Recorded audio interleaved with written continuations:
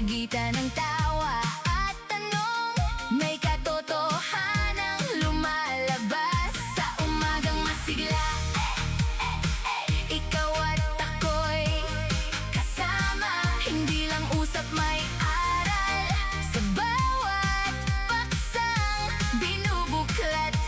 Halina't makinig, mga nangyayari sa bayan, balita't akin na dapat nating pagdaanan. Maagang nagigising mga media at blogger, may dalang update na aabangan mo lagi. Tara na po, tara na po, kapihan sa PDP. Tara na po, makinig at makisabay. Kape at pandesal, kesong masarap. Tara na po, handa na ba ang lahat?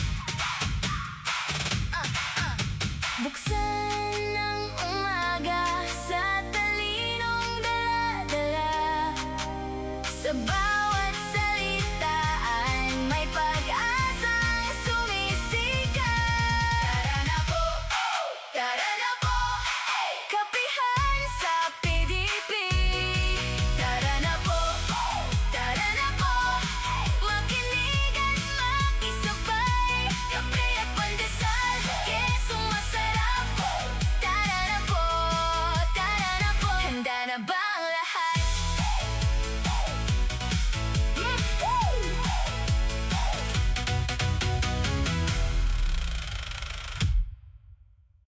Yeah.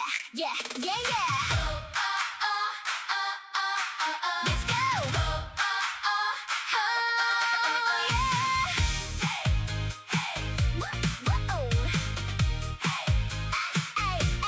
Magandang umaga Pilipinas, Luzon, Visayas, Mindanao. May tasa sa mesa, may balitang dala ang araw. Maagang gising ang kuwentuhan sa bawat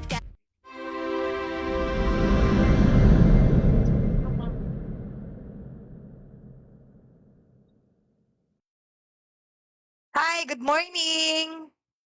Magandang umaga mga ka-PDP. Welcome sa Kapihan sa PDP. Alam niyo kung pang ilang episode na natin today? It's our 35th or 35 episode na po tayo today. Ako po si Ka Penny Belmonte, ang inyong director host at ang bago ninyong PDP National BP for NCR. Dagang salamat po sa suporta ng lahat.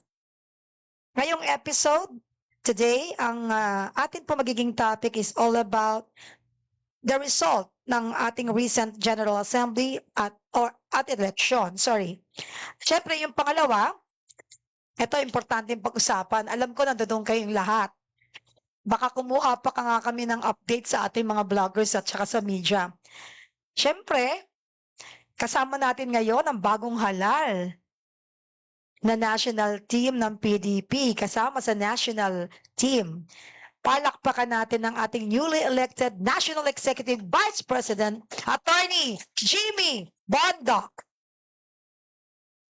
At syempre, hindi papakabog yan ang napakaganda nating siya pa rin, still the one. Ang ating national chair sa ating pong legal committee, Attorney Yvette Contacto. Magandang umaga po. Salamat ka, Penny, for introducing me. And yes po, nahalalo muli bilang National Chairperson ng Partido Demokratiko Pilipino Lakas ng Bayan. Magandang umaga, Pilipinas. Magandang umaga sa mga vloggers. At syempre, eto talaga, hindi talaga nakabog. Siya pa rin ang ating national chair sa membership committee ng PDP. Palakpakan natin si Ka-Astra Pimentel Naik. Magandang umaga sa lahat ng ating ka-PDP kapihan at sa lahat ng mga miyembro ng PDP Laban, supporters ng PDP Laban sa buong mundo at syempre sa ating taong bayan. Magandang umaga. Salamat Ka-Astra.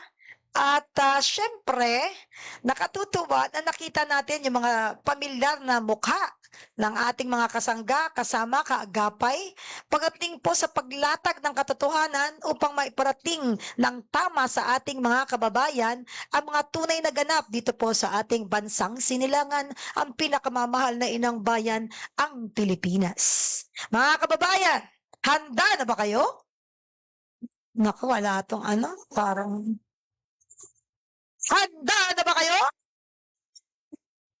Alam niyo, sa iba nating kasama dito, yung sumusugod, parang nakita ko sa TV yan nung Sona. Anyway, alam ninyo, noong nakaraang July 25, 2026, dinaos ang General Assembly ng atin pong partido, ang PDP. Ito ay isang makasaysayang araw para po sa ating lahat na mga miyembro. At itinanghal nga po at talagang overwhelming ang votes na nakuha niya bilang bagong EVP or Executive Vice President ang ating pinakamamahal na kasama, si Attorney Jimmy Bondoc. Gusto lamang nating umpisahan sa pamamagitan po ng isang katanungan mula po sa inyong lingkod, Ka Jimmy. Ano kaya ang unang magiging commitment natin, no, ng ating partido? Ano ang unang commitment ninyo as EVP sa partido? Una sa lahat, magandang umaga sa inyo at kailangan ko po magpasalamat muna sa lahat po nung nagtiwala sa akin, lahat ng nag-endorso, and a special mention to our chairman ng membership, si Ka Astra, who despite being another nominee, was actually one of the people who believed in me and who nominated me. Kaya yan po ay isa pong testament to the party's good nature and belief that the party should simply be run in harmony and for the best ideals of the party. Ka Astra, salamat sa iyo at sa lahat po ng liderato na nagtiwala sa akin. Yung PDP po ay lagi kong sinasabi, ang nag-iisang partido po sa Pilipinas na maipagmamalaki na ang chairman niya ay si Rodrigo Duterte. Wala pong iba ang ganyan, no? Yung iba pong party, hindi po ito paninira kundi factual observation, ay pinamumunuan po ng mayayaman, ng mga oligarkiya, ng mga nakaupo. At hindi naman po yan dahilan para pagdudaan sila, but this is the facticity of the matter.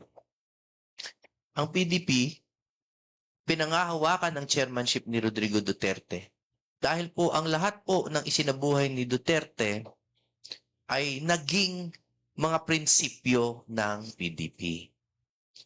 So ano po ang dapat gawin ng EVP? Una sa lahat, ang nakalagay naman sa aming konstitusyon at sa bylaws ay talagang suporta lang naman tayo sa presidente, kay Mayor Baste Duterte, na dapat din nating palakpakan bilang bagong halal na presidente ng PDP. So, inaaral ko na pong matagal-tagal kung ano ba yung ikagaganda pa ng PDP, no? Ikagaganda. Una, kailangan po talagang magpadami, which is why again I really want to take care of my relationship with Ma'am Astra, who is the head of the membership committee, because I want to work slowly with the very tightly with the membership committee.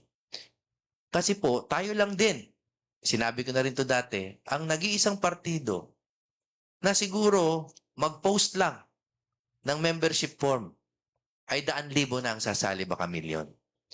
Wala pong ibang party na ganyan. Baka yung ibang party mag-post at baka hindi man lang maka 100 likes. Ang PDP po, i-post mo lang yung membership. In fact, ngayon po, nag-iingat pa kami sa pagpo-post basta-basta ng membership form dahil baka naman may pumasok na mga bots, mga basher, mga espiya, di ba? And hindi po overreaction yan because we have to understand that this is a political party and it's a very political time. So to answer the question, finally, I will focus first of all in strengthening the membership because democracy po is about numbers. So we have to come up with a way that increases numbers exponentially while without abandoning security measures. And second, and definitely not the least, kailangan pong palakasin ang unity within the party. Kasi sawan-sawa na po ang bayan natin sa breakups. Sawan-sawa na rin ang PDP sa breakup. No? Ilang beses na po nagkaroon ng breakup sa PDP. And I think the infusion of new blood while honoring the aged blood in the party are both important. So, nandito po ako sa inyo para maglingkod at utusan nyo lang ako, mga kasama ko dito, and lalo na po kay chairman at sa ating presidente. Maraming salamat, Attorney Jimmy, ang ating EBP. At syempre, gusto ko rin kunan ng malinaw na paglatag ang atin pong chairperson ng legal committee, of course, para po sa inyong katanungan, Attorney Yvette. Are you ready? I am ready. Okay.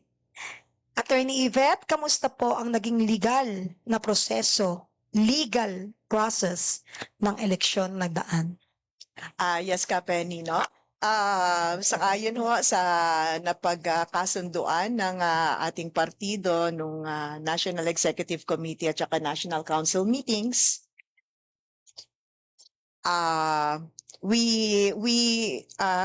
the party created yung nomination and election committee. Sila rin po ang nagbalangkas, no, ng mga panuntunin kung paano patatakbuhin yung eleksyon, simula sa pag-qualify ng mga tatakbong kandidato hanggang sa proseso ng pagboto hanggang sa pagdeklara ng resulta. Sa kalagitnaan, no, nung ating proseso, may mga naging katanungan at ito naman ay naresolba rin, no, sa lalong madaling panahon, kung kaya't wala na naging balakid nung nagkaroon na po ng eleksyon ng mga kandidato.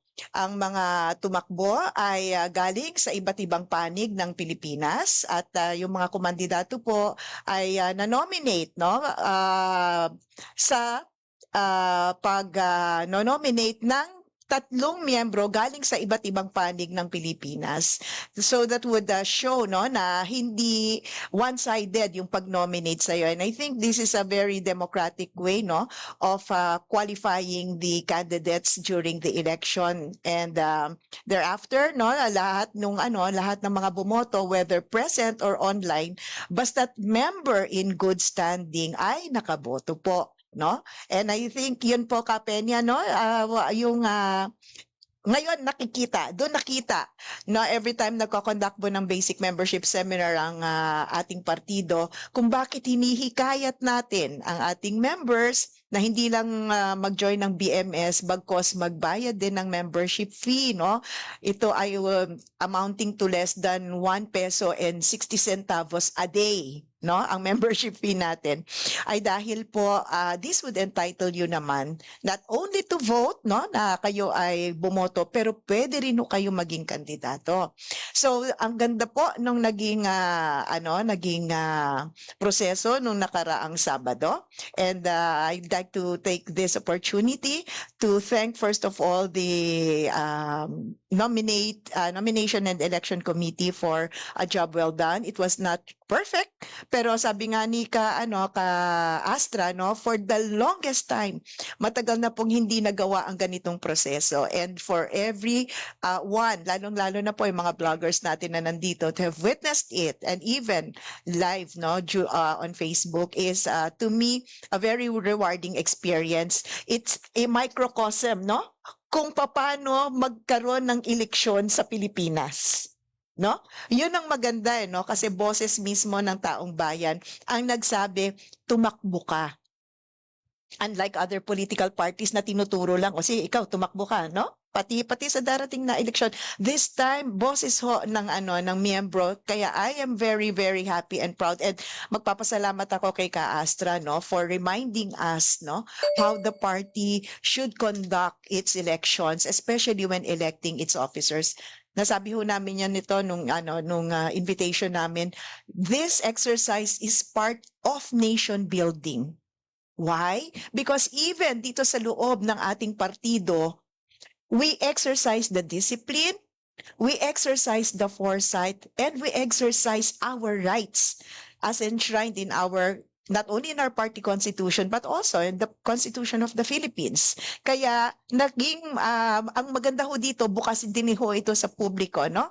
Kaya on that score, Kapeni, naging maayos po ang ating pamamalakad, and eventually po na-declare yung mga winners except for 2 positions po, no? Na these are now subject for appointment.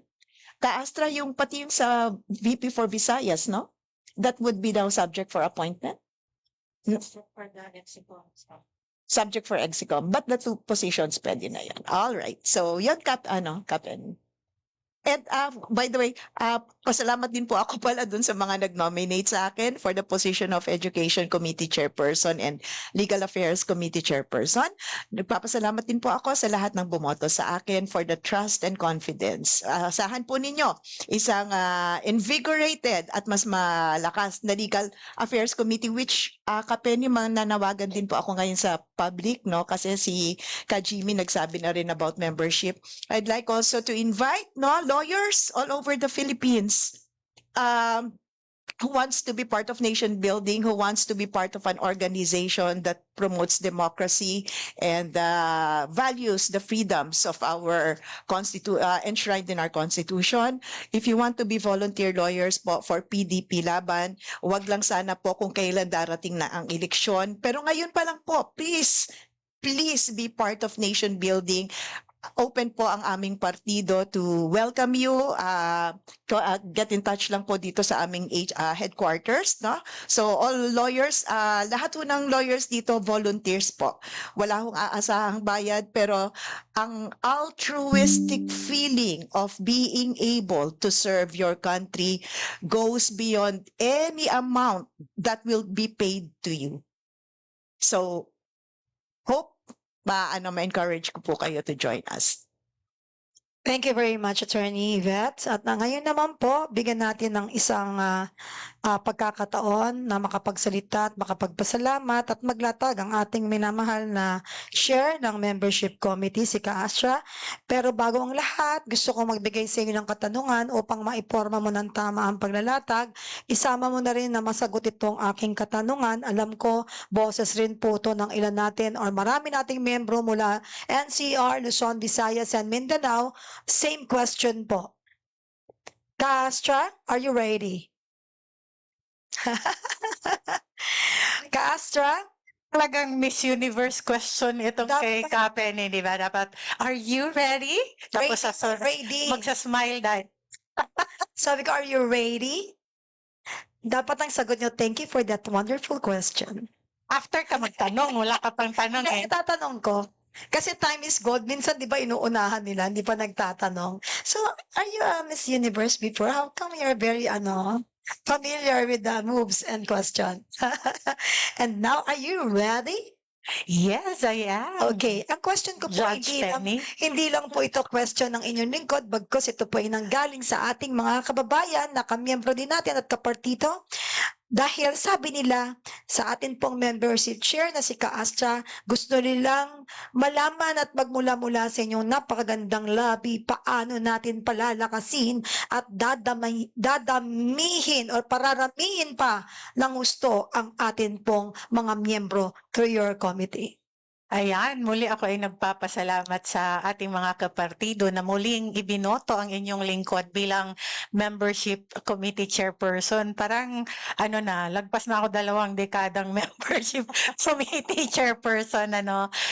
Siguro napamahal na din sila sa akin at ako sa kanila kasi ayaw nila akong paalisin sa pwesto. Pero, this party has gone through so many challenges. It is the political party that has the richest history, no? And in fact, natutuwa nga ako kasi infusing new blood in PDP Laban.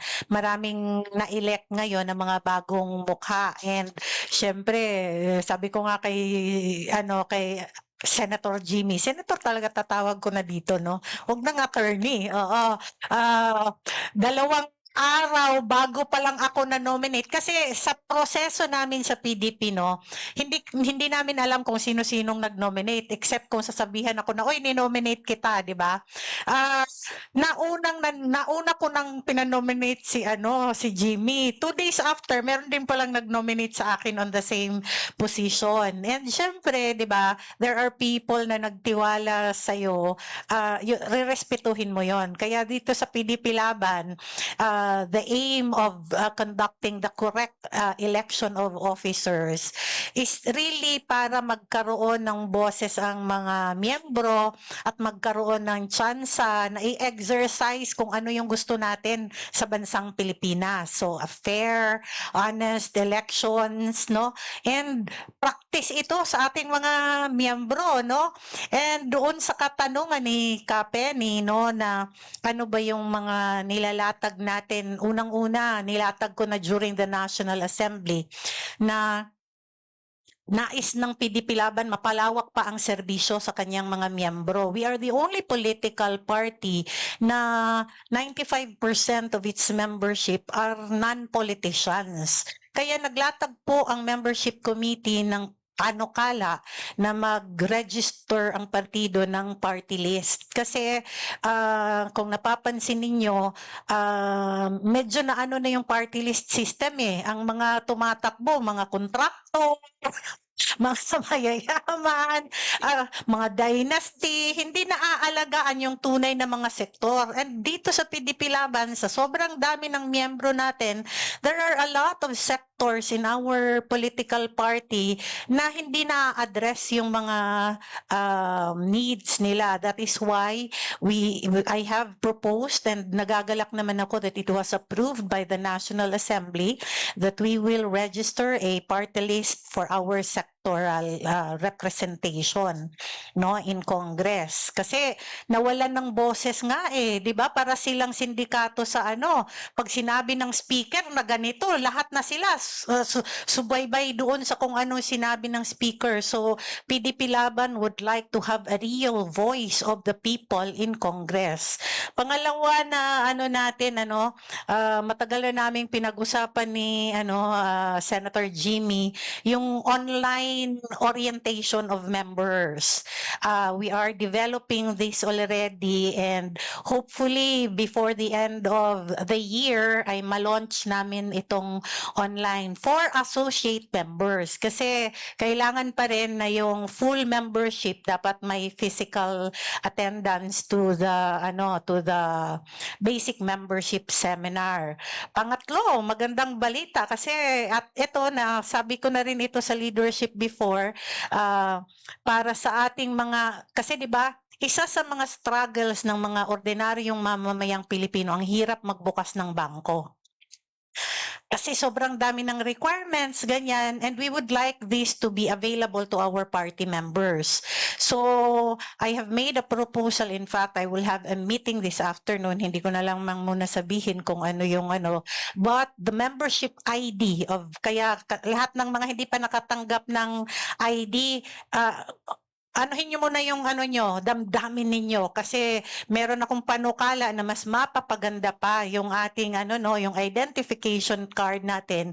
Magiging kagaya na siya ng Pag-ibig at saka ng GSIS na meron siyang kasamang ATM. Oh, parang UMID, 'di ba? So, para hindi na kayo mahirapan ng pagbubukas ng inyong bangko na pwede kayong maka-access ng inyong pera, the membership ID of PDP Laban will now come with an ATM card. So yun yung natin, no? And yung 100 pesos na ibinayad nila, yun yung laman. Oo, kasi nabayad kayo ng 100 pesos, di ba?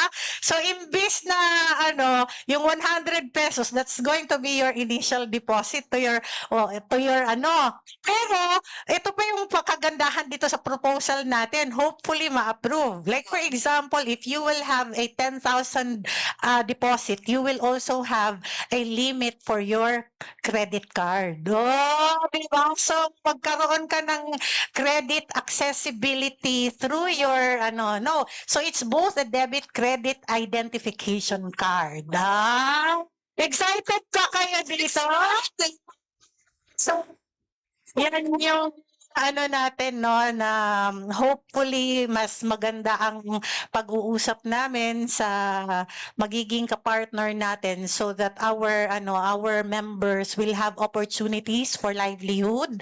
The chapters will have, kasi bago na yung magkakaroon ng competition for the livelihood yung lahat ng mga region namin sa PDP Laban. So, kaakibat na rin ito doon sa and giving access also to our livelihood groups sa bawat region to access to initial capital sa kanilang mga livelihood programs. So, excited ba kayo sa mangyayari sa PDP? Ayan. Okay, maraming salamat ka, Astra. Napakaganda ng bago mong balita para sa ating mga kasamahan at kapartido sa PDP. Yan talaga ang dapat nating abangan. At hindi lamang tayo dapat mag-abang, kundi dapat mangulit sapagkat ito ay talaga namang malaking kapakinabangan sa nakararami. Lalo na yung mga miyembrong maraming katanungan. Ang susunod naming itatanong sa inyo, magkano na ba ang laman ng card nyo? At syempre bago pang lahat, syempre hindi ito mabubuo sapagkat bilang parte rin po ng atin pong partido, ako po ay nagpapasalamat din po sa inyo sa tiwalang muli at paulit-ulit niyong ibinigay sa akin. Maraming salamat sa lahat ng kapartido, hindi lamang po sa NCR kung saan po ako na maitatalaga ngayon, bagkos sa Luzon, Visayas at Mindanao na kahit papano nakapukaw ng atensyon at napagkatiwala ang maiboto sa dalawa pa pong napaka-importanteng komite. Lubos po ang aking pasasalamat sa inyong pagtitiwala. Noong nakaraan po kasing eleksyon, hindi po alam ninyo or hindi lingid sa inyong kaalaman, medyo nakapagbigay ako ng problema sa NOMELEC. Sorry na. Noong nangyari po ito, 3 posisyon po ang naipagkatiwala sa inyong lingkod at tayo po ay nahalal bilang chairperson po ng education at chairperson ng Public Information Committee. Ngunit minarapat ko po na piliin ang pagiging VP po ng NCR, hindi sa ayoko sa education chair, na maging education chair, at ayoko maging chairperson ng Public Information. Bagkos, alam ko po na pwede naman talaga na magtalaga tayo ng mas nararapat, hindi naman sa hindi ako nararapat. Tayo po ay patuloy na tutulong at hindi tayo papayag na ito po ay mabaliwala at pipili tayo ng talaga pong gagalaw para po sa napaka-importanting pwesto na yan. At ang aking pagpili bilang VP for NCR, hindi ko gustong upuan yan dalawa. Hindi po pwede isang posisyon lang. Kasi po, kung napansin ninyo, matagal pong wala o meron man pero hindi gumalaw ang posisyon ng VP sa NCR. At gusto ko pong maging visible ang serbisyo sa NCR para rin po sa inyo. At para po sa akin, hilingin ko lang ang guidance ng ating Executive VP at alam kong ako ay masusuportahan yan dahil parehas kaming nasa NCR. At maliit man po o malaki ang posisyon. Gusto ko lamang pong ipadamat sabihin po sa inyo lahat na serbisyo po ang aking layunin or ang aming layunin at hindi po titulo ang habol. Kundi ang makatulong at makapaglingkod po sa partido at sa atin pong minamahal na bayan. Salamat ng paulit-ulit. Sinishakens nila ako tuwing dadating ako 3 beses. Wala pa pong nakaupo doon sa 2 posisyon. Kaya ako po yung sinishakens nila ng 3 ulit. At sa pagtitiwala, mahal ko po kayong lahat at hindi ko po kayo bibiguin. Mahal ko ang ating bayan, mahal na mahal ko ang ating partido. And moving forward, salamat po. Ang next po nating pag-uusapan, nakapaglatag na po ang ating mga nasa harapan, no? ay yung reaksyon ng mga ka-PDP. Ano yung role ng PDP? Ang reaksyon ng sambayanang Pilipino, syempre tatanungin natin yung mga nasa harapan. Yung recent SONA po ng Pangulo, Ano po ang naging take ng PDP? Pangunahan na po ng ating pong minamahal na Senador Jimmy Bondoc, ang ating ABP. Sir? Yung SONA, kinakailangang hindi maging sana. Kasi po, state of the nation yun, hindi po yun para sa hinaharap, kundi sa mga nagawa. No? We have to be fair. Marami pong tama na iniulat ang ating Pangulo sa atin. Palagay ko with regard to education, for example, yung mga na-promote at na-hire ng mga teachers, okay yan. Yung pag-introduce ng AI sa agrikultura, yung pag-alis ng mga fees sa mga online na transactions, maganda yan. Maganda lahat yan. Pero kung mapapansin ninyo, yung mga pinakakritikal na usapin ay parang sadyang nanatiling malabo. Halimbawa, wala po siyang binanggit na mabigat ukol sa kanyang pinsan na si Romualdez. Alam ko ang reaksyon ng iba hindi raw siya pangulo ng kanyang pamilya, etc. Pero hindi pa rin malinaw kung talagang kakasuhan na ba talaga itong si Romualdez o hindi. Dahil pwede namang linawin na lang, sabihin na talaga kung talagang kakasuhan na siya. At hindi lang po si Romualdez, kundi yung mga kontraktor na nandun sa harapan niya nung araw na yun. So walang binanggit na malinaw ukol doon. Pangalawa, hindi niya rin inaddress yung mga senador na hinuhuli. Kasi kung meron siyang pagtutol o kaya hindi siya sang-ayon dun sa nangyayari na yon or hindi siya kasabwat dun, dapat may binanggit siya ukol kay Bato, kaila Marcoleta, kahit si kaila Defensor at yung mga namimintong kaso kaila Alan Cayetano, etc. Meron din siya mga hindi binanggit ukol sa matagal na pinag-uusapan ng mga legislated wage hike. Which by the way, I have reservation about that, no? Pero hindi niya binanggit. Mabibigat po yung mga usapin na yan. At finally, hindi ko gusto yung isinusubo sa atin basta-basta yung Paksilica. No, hindi ko po talaga gusto yun. Dahil po yung Paksilica is not a treaty. No? Hindi po yan treaty, hindi yan tratado. At sana hindi mawala ang atensyon nyo dahil importante to. Yung Paksilica po, hindi natin kailangan alamin yan. Kaya nga si BP hindi niya inaalam, di ba? Hindi niya inalam yan kasi ang Paksilica is simply a business proposal. Ang akala ng iba, yung Paksilica ay isang simpleng pagtutulungang ekonomiya ukol sa AI. Ang hindi po alam ng iba na potentially yung Paksilica could be perceived by some of our Asian neighbors as an economic alliance against them. Therefore, hindi tayo basta-basta dapat sumali sa Paksilica kung meron tayong mga karatig bayan na ma-threaten sa pagsali natin dyan. Hindi ko sinasabing masama ang Paksilica. Ang sinasabi ko is it does not have the strictures of a treaty. It does not have the protections of a treaty. It is not a treaty. It is a business proposal. Tama? So, para sa akin, yun yung mga glaring doon sa SONA na sa isang banda may mga hindi siya binanggit na dapat binanggit. At pangalawa, yung binanggit naman niya tulad nga nung Paksilica ay parang hindi pa naman nakukonsulta yung buong bayan, ay parang inihahain na as a kumbaga foregone conclusion na parang sure na yan, mangyayari na yan. Marami pa ako masyadong thoughts about the SONA. Pero for now, ang overall theme ng SONA ay mas marami yung sana. Yun lang po. Maraming salamat, Attorney Jimmy. Also, ang SONA dapat hindi sana. Tama ba yun? SONA. SONA. Sana. Kaya nga dapat ang ating pong paninindigan ay makinig sa mga pangako at mga nilalatag. Ngunit sana totoo.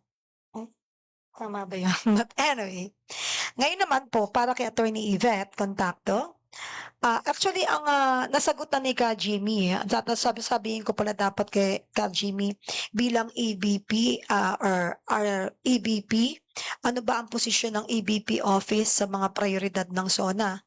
Pero mas malinaw yung paglatag niya na ang SONA dapat hindi po sana. So hindi naman nila in-spell yung SONA ng sana, na buti naman, no? Baka in-AI din yung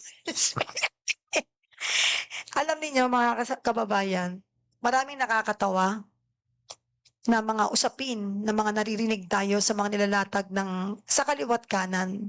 Pero ngayon na po ang dating ng mga usapin sa kaliwat kanan, hindi na po nakatutuwa, nakakakilabot.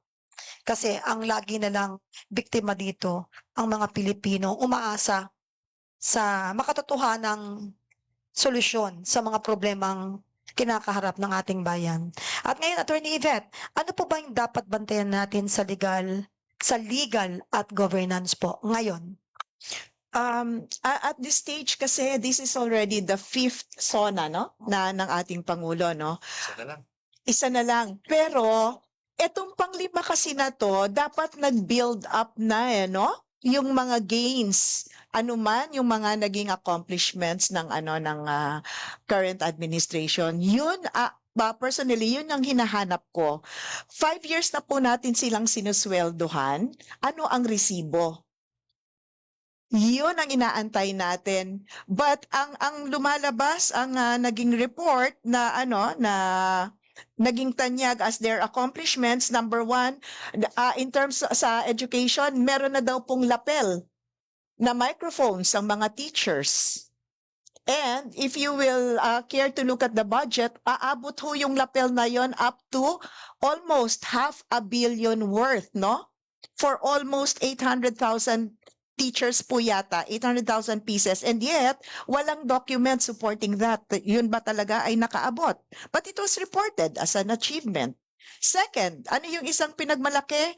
Etong pagkukulture ng enoki mushrooms. Enoki mushrooms. Ganon ka simple. Hindi varied yung economic reforms para masustain yung livelihood ng ating mga kababayan except for this small sector ng pagre-raise ng enoki mushrooms. And also yung naging mushroom country tayo. 1 peso terminal fees, yung single electric ferry, borrowed rocket, no? Masyadong maliit, and then hindi naglarawan paano na build up yung 5 years na nandito sila nakaupo. That one to me speaks about governance, no? When you do not have the numbers to show to the Filipino people, you come up with this small things na hina-highlight mo on your SONA. We're expecting greater things from our president, being the father of the family. Nagkulangan po ako in terms of governance, ano ang state ng ating law and order? Meron po ba kayong nadinig? Kasi I stand corrected, no? Kung meron po kayong nadinig. That one, hindi ko po gaano, especially yung mga in light of what has been happening in our country, no? The past few weeks and the past month previous month before this SONA. Wala po ako nadinig on that. Wala akong nadinig on how to address yung drugs. Yung drug war. Kung meron mang drug war, ano ang stand na, ano ang tawag mo nito, ano ang situation yan ngayon. Wala rin hong malinaw na pagbabalita in terms of economic reforms at saka kung paano tayo lilikom po ng pera, no? Para ma-sustain din yung sinasabi niyang mga magpapadala ng rocket sa space, no? And then yung gagawin niyang mga ibang mga yung ibang hindi kasi may naano kay Ka-Astra which is very touching to me, no? It may be funny pero it really struck my heart, no? Kasi when the president mentioned about yung enthusiasm niya na makapagpadala tayo ng rocket no sa space in 2027, may naglabas ng cartoons, no, na isang mahirap na pamilya at ang kinakain nila ay pira-piraso ng maliit na rocket at yun ang kanilang tanghalian. Masakit na masakit ho for me, no, to see na meron tayong ganitong priorities pero hindi pa natin na-address yung mga kakulangan sa sikmura ng ating kababayan. Sana po nadinig natin, no, ang kanyang stand. 1, pagsabihan ang Kongreso na wag gagalawin ang magiging budget ng presidente. Wag pakikialaman, wag dadagdagan, wag babawasan. I did not hear that. At alam naman ng presidente, ongoing yung hearing ngayon sa Supreme Court noong 2023, 2024, and 2025 budget. That could have signaled, no, a stronger president who would address a co-equal branch to finally put a stop doon sa ginawa nilang 3 taon na pakikialam sa kanyang budget. And he could have also made a strong statement that he will henceforth exercise yung power niya to veto line items. Kasi pera ho natin yan eh. Siya yung tatay natin who would look after us through itong perang ipinagkatiwala natin sa kanya. So I would have wanted him to have addressed that.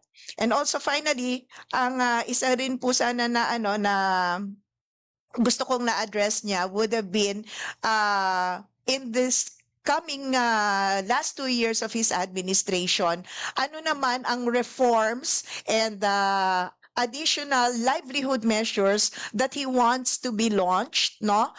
And saan kukuha ng pondo for this other than pangungutang? I would have wanted to hear from him paano tayo magiging self-sufficient in the last 2 remaining years. Para hindi na humabigatan ng ating taong bayan sa mga susunod na utang. I would have wanted to hear more for what is in store for our students. Simula K1 hanggang sa kolehiyo. At ano rin ang kanyang panukala pagdating sa health reforms na talagang magugulat ka. Social services po, no? These are very dear to us, lalo na dito sa PDP Laban. We come from our party principle of the poorest first, the poor second. So yung mga panukalang ganon, yun sana po ang gusto ko pang narinig. Ano ba ang dapat, ano pa ba ang ibibigay mo sa nararating na 2 taon na lang ng iyong termino para dun sa pinakamahihirap sa ating bansa? So yan, Kapen. Maraming salamat, Attorney Yvette. Masyadong daman-daman namin ang iyong nararamdaman. Parang lalaban tayo, hindi tayo susuko. Tuloy-tuloy lang to. At ngayon naman po, ibalik natin ang mikropono upang magkaroon naman ng pagkakataong makasagot si Ka-Astra. Ka-Astra, paano natin ibababa sa membership ang mensahe ng SONA? Hihiramin ko yung salita ni Attorney Topacio, yung ating deputy spokesperson. Hindi ito sana. Ang dineliver kahapon ay isang kasonangalingan. Di ba? Kasonangalingan. Ang dami kong nilistang kasonangalingan dito. Number 1, sinabi niya na available at ready yung 20 pesos na bigas. Oy, bumalik na naman tayo sa 20 pesos na na bigas. Huy, BBM, di kaya yata pumunta sa mga kadiwa mo, walang mga available na 20 pesos na bigas. At kung magko-compute ka in the remaining 2 years na magbibigay ka ng 20 pesos na bigas, kung ano yung ano nito, equivalency nito in Philippine peso. So, isa na tong kasunungalingan, ano? Wala pong 20 pesos. Kung meron man, may bukbok na 20 pesos. Ayan! Pangalawa, sabi niya, muntik ng mabulsa na pera. Napigilan daw yung muntik ng mabulsa na pera. Huy, hindi kasi ninyo binulsa yung yung pera. Minaleta-maleta nyo at ipapasakay nyo na sa racket. Doon kayo magtatayo sa sa space, no? Kasi hindi nila madala sa ibang bansa yung pera ngayon eh. Kaya doon na lang, iraracket na Nakakatawa ka naman. Ang dami nang ang nawalang pera tapos sasabihin mong muntik lang, muntik-muntikan. Oh, di ba? Grabe yung sinungaling. Ano ba tong number 3 ko dito? Yung systems lost daw. Ako, I would like to give my salute to Senator Marcoleta, no? Kasi siya talaga itong naglumalaban tungkol sa pagbaba ng kuryente. Ngayon, inagaw ni BBM. And by the way, happy birthday to Senator Rodante Marcoleta. Kakaiba man yung pag-celebrate mo ng birthday ngayon kasi nasa kulungan ka, pero nais kitang saluduhan, especially sa paglalaban mo about sa pagbaba ng kuryente. Pero nakakatawa kasi generic masyado yung kanyang sinabi na tatanggalin na natin yung systems loss, yung EVAT. Tapos nakita nyo ba yung interview ni DOE Secretary Garin? Sobrang hirap-hirap siya mag-explain kung paano niya i-explain paano gagawin yung pagbaba ng EVAT at saka ng systems loss. Tapos ang sinabi ni Garin, ang bababaan lang daw, syempre kasi galing ako sa Department of Energy, di ba? Ang bababaan lang daw na EVAT ay yung covered under systems loss. So, di ba? Kung hindi ba naman ito kasunungalingan na you are over-promising something which is not doable para sa mga mo. At syempre, paano kayo maglalabi itong mga kuryente, Sigurado ako yung mga oligarchs, kaya palakpakan yung mga congressman doon kasi baka may lobby money. Baka lang hindi ko kayo hinuhusgahan kaagad para hindi matupad yung kasi di ba anong sabi ni Lian Liviste, kailangan babaan nyo yon ng 10%. Oh, so is that doable? Is that doable siya? Pero kaya nyo bang banggain yung mga oligarkiya na siyang nagkokontrol sa ating langis at sa ating kuryente at sa ating tubig? Grabe na tong nito, no? Pang-apat na kasunungalingan sa 2027 daw, lilipad na yung rocket. Hindi pa nga natapos yung train doon sa Mindanao. Hindi pa nga natapos yung train doon sa ilalim ng lupa. Train natin, subway, yung sa Bicol, yung subway natin, hindi pa nga natapos. Tapos, in 1 year's time, you can launch already a rocket. Ang galing talaga nung lumipad sa alapaap ng ating presidente. Nasa alapaap. Ang lakas mga asin mo. Ano pa yung kaso ng ngalingan? Kasi ito, itatanong ko to sa ating mga, sa ating mga abogado din mamaya. Kasi, sabi niya doon, nag-address siya, di ba? One of the things that you should do first before calling the joint session in order, I ensure that there is a quorum. Oo, walang quorum yung Senado kahapon. Binoykot siya ng majority of the senators kasi 13 yung wala. Ibawas na natin yung tatlong nasa kulungan at nasa bundok. Oo, di ba? So 10 pa yung wala. So 11 lang yung pumunta. It can only be called a joint session if both houses are in quorum. So kahapon, ang may quorum lamang ay ang Kongreso. So walang quorum ang ano, kaya yung dalawang abogado dapat magano. Can it be called a joint session? And can the SONA delivered by the President be accepted in the records of the Senate considering na hindi naman nag-constitute ang Senate during the joint session? What was only constituted was the House of Representatives. So, ano yon? Session iyon ng House of Representatives, hindi yon joint session. Para klaro tayo. And pang-anim, nakaso ng ngalingan kasi nga hirap na hirap silang mag-explain kung anong gagawin. Kasi in the past, no, kay Tatay Digong, except for 1 year lang of the whole 6 years niya, nagta-turn over siya on the day of the SONA ng National Expenditure Program. Parang hindi ko napansin. Walang net na tinurn over kahapon. So, ibig sabihin, hindi handa ang administrasyon. Nagyayabang ka ng racket. Eh, yung net nga, hindi mo na turn over kahapon. Anong klaseng administrasyon ito? 2 taon na lang yung pamumuno mo, pero hindi ka nakapag-turn over at naging transparent ngayon. What is going to be your 2026 budget? 'Di ba? Kasi dapat na mabusisi na natin ngayon pa lamang.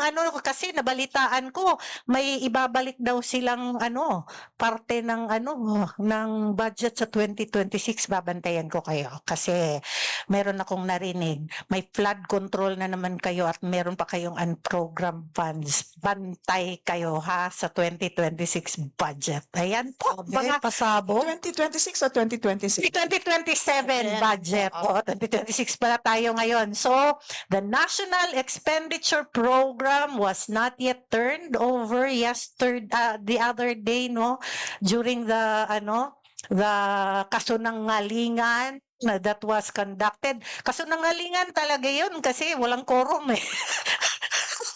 Kaya nalaman niya ng bayan. Kaya Malaman. dapat ang komentaryo ng ating dalawang abogado tungkol dito sa quorum and what is its effect, no, nito. Kasi ako talaga dapat hindi to ma-enter sa records ng Senate of the Philippines, no? And sorry ka na lang Gatchalian, kawawa ka naman, 'di ba? Yung leadership mo, 'di ba, is now in question kasi hindi mo kinaya na magparasipot ng majority during the SONA. So, yon, 'di ba? Nakakatawa itong This is the first time na in my lifetime. Meron ba ang record? Ilang years Na ka na o, di ba, meron bang record ever since na nagsusona ang Pangulo that one House of Congress has no quorum? Baka nasa maleta yung Anyway, moving forward, nakakashock yun ha. At FYI sa mga kababayan natin, mga kapartido at mga nanonood, sumusubaybay sa live podcast ng Kapihan sa PDP, mga kababayan. Ito ay isang pasabog na dapat ninyong malaman. Kasi doon pa lang sa anggulong yun, ito ay isang pagsosonangaling na hindi dapat nating gawing hindi natin kailangan palagpasin to at ito'y kataksilan sa atin pong gobyerno at sa ating bayan. So moving forward, no, Kaastra, na nabubulol ako sa iyo. Na-shock talaga ako. So siguro karamihan po sa atin ay hindi alam ito. So ngayong alam na natin, anong gagawin natin? Kaya sa NCR, paano natin gagawing relevant ang PDP? Lalo na ngayon. Ngayon pa lang, dito pa lang, nagsusonangaling nga. Ibalik natin sa usaping mga pangangailangan natin sa araw-araw, mga kababayan natin naghihikahos. Sa NCR, paano natin gagawing relevant ang PDP pagdating sa trabaho, sa presyo at serbisyo na siyang talagang pumipilay sa ating lahat sa kahirapan. Tatanungin ko po muli, isa-isa lang, pwede ba 1 minute para ma-discuss natin yung iba pa na kailangan mailatag natin sa publiko, sa ating mga kababayan? Unahin ko na po muli ang ating ABP, Jimmy Bondoc, please. Paano natin gagawing relevant ang PDP sa trabaho, sa presyo at serbisyo? Still with regard to the SONA, di ba? Yes. Oo, kasi kung tulad po na sinabi ko kanina, ang isa pong very glaring absence or manipis doon sa SONA ay yung issue ng korupsyon. Yung korupsyon po, kahit na rinding-rindi na tayo sa issue na yan, is the single most debilitating factor dito sa ating present administration. So para maging relevant siya kahit sa NCR or kahit saan pa man, nationwide, yung PDP, kailangan talaga is to engage in enlightened nationalism and activism para talagang panagutin yung mga taong nagnakaw sa pera natin. Kung hindi nyo po napapansin, yung kakulitan natin, lalo na itong mga babae sa tabi ko na hindi naman sobrang kulit, kundi saksakan po ng kulit. No? Pero yung kanila pong kakulitan, no? At pag-uusig sa gobyerno at dun sa 18 Marines in particular, kita nyo, dininig ang 18 or some of the Marines sa ombudsman, ano? So hindi po baliwala yung ating uudyok. So siguro you said to keep it under 1 minute. So yun na lang muna. Wag natin kalimutan na yung boses ninyo mag-isa medyo hindi yan maririnig. Pero as a party, kung mangungulit po tayo sa mga kinauukulan, nadidinig po tayo, especially with regard to the topic of corruption. Attorney Yvette, please. Yes. I asked the members and our viewers to turn in to Kapihan sa PDP, so that you are aware of the issues that are being discussed.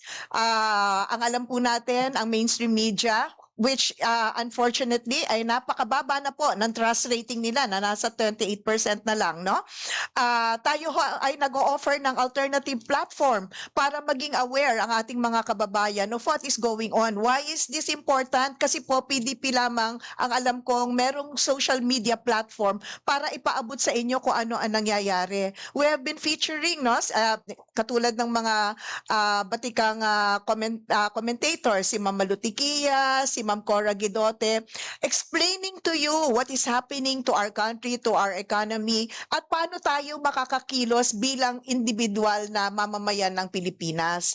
Huwag na tayong umasa sa ating gobyerno, bagkos tayong mga PDP Laban members at yung mga kaya nating mahikayat sa ating komunidad ay magtulong-tulong na at ibangon na natin ang ating sarili. Ipakita natin na kahit wala ang ating gobyerno, kaya nating mamuhay at mamuhay ng marangal at may dangal, Also, I would encourage everyone to exercise your freedom of speech as enshrined in our Constitution.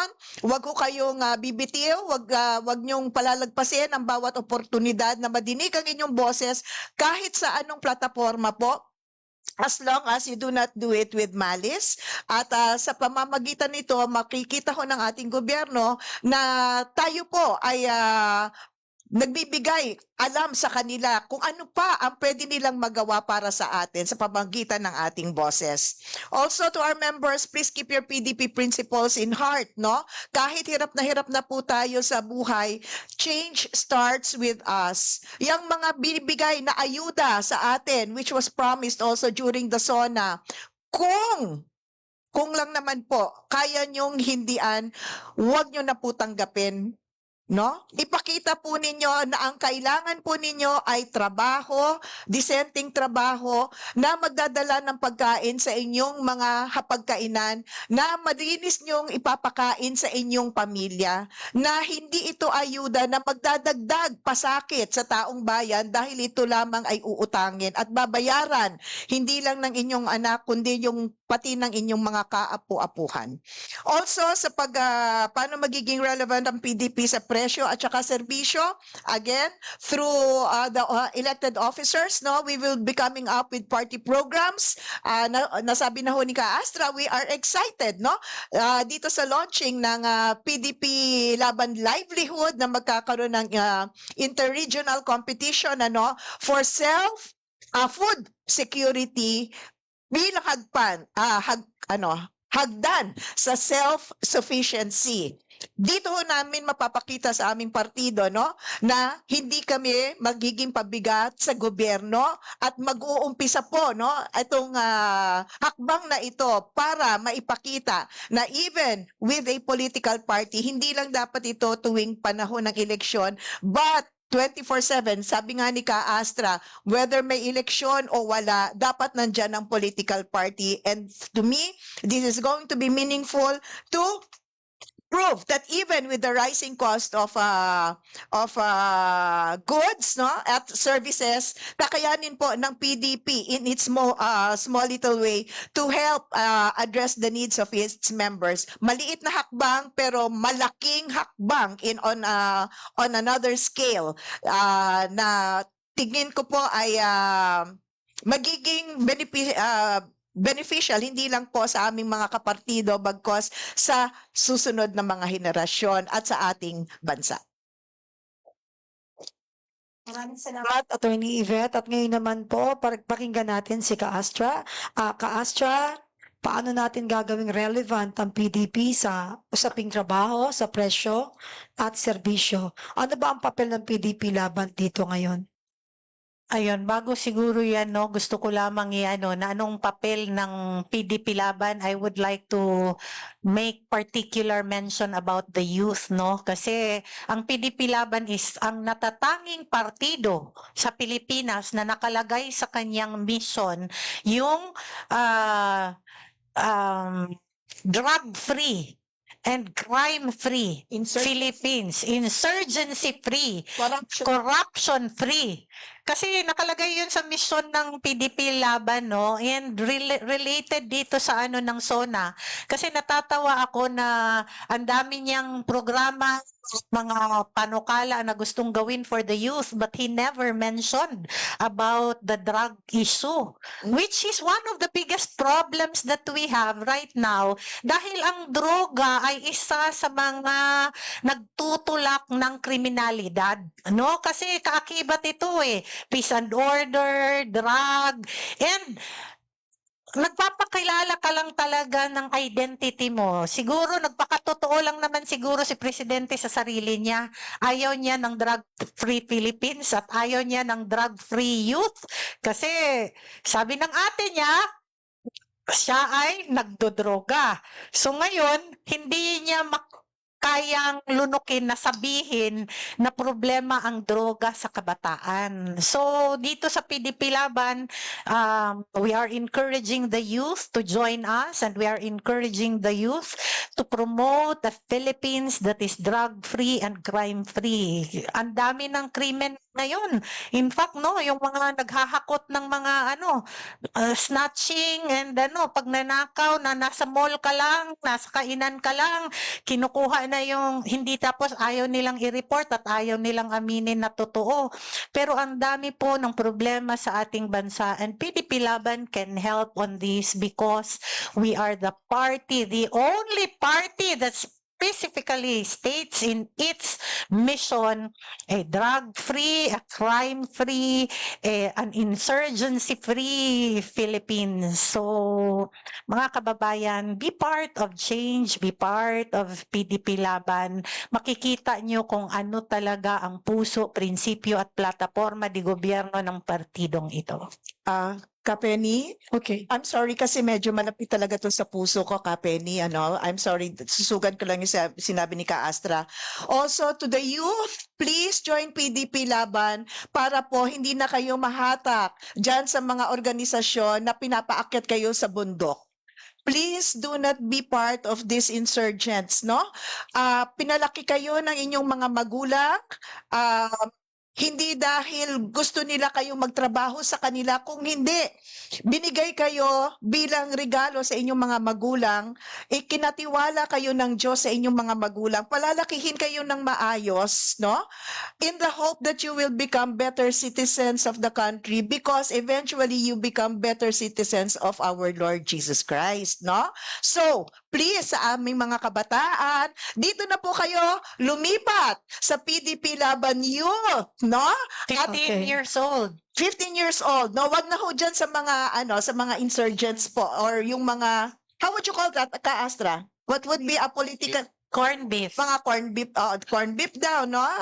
Mga anak, open your eyes po.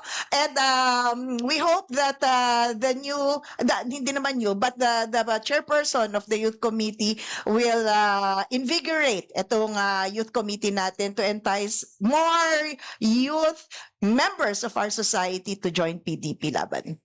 Penny, pasensya na lang for short ka on time ha. Pero I forgot to mention the most important thing. Ang role po ng PDP para po masolusyon ng lahat to ay kailangan po maging presidente si Inday Sara sa 2028.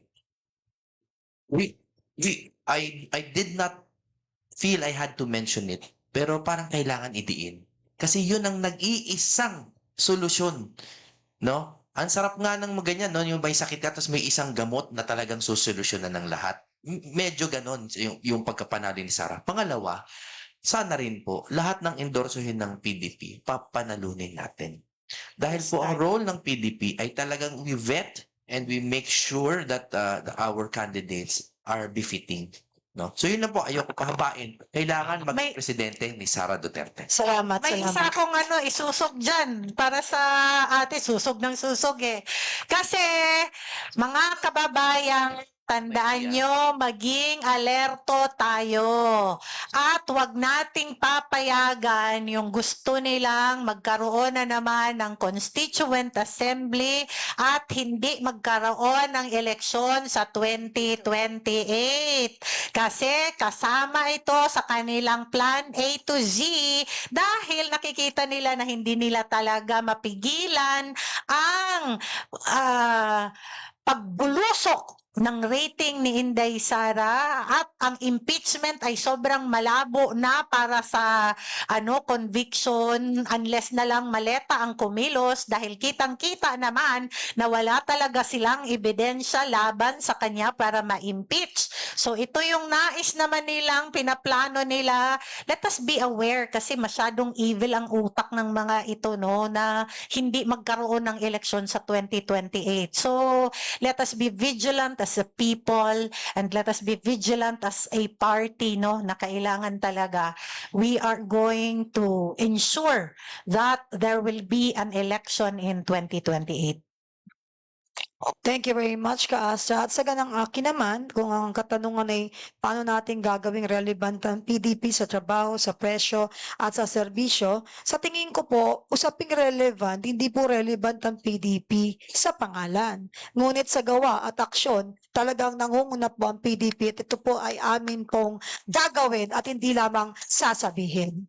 So ngayon naman po, dito na po tayo sa Rapid Fast Talk, Rapid Talk Kapihan Lightning Round. Bilisan na natin at tayo ay baka sumabit sa oras. Para po sa lahat, pero syempre ngayon, hindi ladies first dahil dalawa kayo. Laging una yung lalaki. Gender and development, God. Oh my God. Okay, number 1. Sasagutin lang natin to, no? Sabay-sabay kayo, pero mangunguna ang lalaki ngayon. Kape o tsaa? Tsaa. Kape. Ano? Walang Tsaa. explanation, no? Wala. Tsaa. Kasi baka bastos ang explanation. Sabihin mo sa mic. Isang salita para sa General Assembly na ganap last June 25. Hi, June. Isang salita lang. Opo. Demokrasya. Ka-Astra? Masaya. Ka-Ivet? Kakaiba. Wow. May hagod sa uli, ah. Tapang o malasakit? Attorney? Malasakit. Astra? Tapang at malasakit. Hindi nga, isa lang eh. Tapang kasi may malasakit na eh. Oo, alam mo naman ako, hindi umaatras. Oo, kaya nga love na love ka ni Mati. Mati? Attorney Yvette, you. Malasakit. Pagka tinanong ko kayo kung bakit, baka abutin tayo alas 3. Isang salita po para sa SONA. Sana. Ikaw. Sinungaling. SONA? Sonangaling. Attorney? Walang numero na pwedeng mag-rate. Isang salita, no? Isang salita lang yan. 0. Zero. Ayan. Eto, dahil makukulit ang ating guest, 3 word. Gagawin ko ng 3, kanina isa eh. 3 words of advice sa bagong ka-PDP natin. Palakpakan naman natin ang bagong PDP, Senator Jimmy Bondoc! Yeah. 3 words para sa mga bagong Sa mga bagong halat. Diyos, bayan, sarili. Pastor? Loyalty, love, humility. Kaivet? God, country, people. Wow! Ang gagaling talaga ng mga to, hindi ko matitibag to. Sino ba yung natibag? Of course, dito ang EBP nasa harap ninyo. Andito rin ang ating legal. Andito din ang ating membership. Andito naman ang kinatawan din natin sa NCR, ang linyang likod. Ito po yung bagong core team. Ano ang unang gagawin natin sa susunod na 90 days? At paano natin ipadadama sa tao ang resulta ng GA ng partido or the General Assembly at hamon ng SANA? Ay, SONA pala. First 90 days, bale, no? Priority projects. Ako, I would like to talk to the leadership about the constitution and the bylaws, una sa lahat, dahil we have to accept that the party is still on its way to institutional maturity. Not because hindi bago tayo, dahil hindi naman to bago, pero nagdaan talaga tayo sa maraming pagsubok, mga schism, and there are definitely some gaps in the bylaws and in the constitution. There are gaps. It's not errors, they are gaps. So, gusto kong patibayin kasi bilang abogado po, I really believe in the power of words, no? And the power of rules. Kasi kahit gaano po kasalbahe ang ibang tao, kapag merong rules, hirap na hirap po talaga silang baliin yan, no? So, kailangan linawin natin kung ano talaga yung mga election mechanisms natin, kung ano yung mga qualifications ng candidates, kung ano yung duties and responsibilities ng mga miyembro at ng mga halal. Gusto ko pong unahin yan within the 90 days. Matagal yan yung pag-inspect ng constitution bylaws. But palagay ko po, at the same time, in the first 90 days, pwede rin talagang tutukan ng membership. Bakit po? Again, tayo lang ang partido na ang chairman si Rodrigo Roa Duterte. Tayo lang yan. At habang matibay at malakas ang panawagan ng tao na ibalik si Digong, ihalal si Sara, kailangan bigyan po natin sila ng easy access into the party. And madali pong gawin yan if we use modern technology. At kaya ako lagi nangungulit kay Ma'am Astra, and she's very open, na talagang pagtibayin natin yung membership mechanisms natin. Yun, for the first 90 days, that's already a full plate. Thank you very much, Attorney. How about you, Attorney Yvette?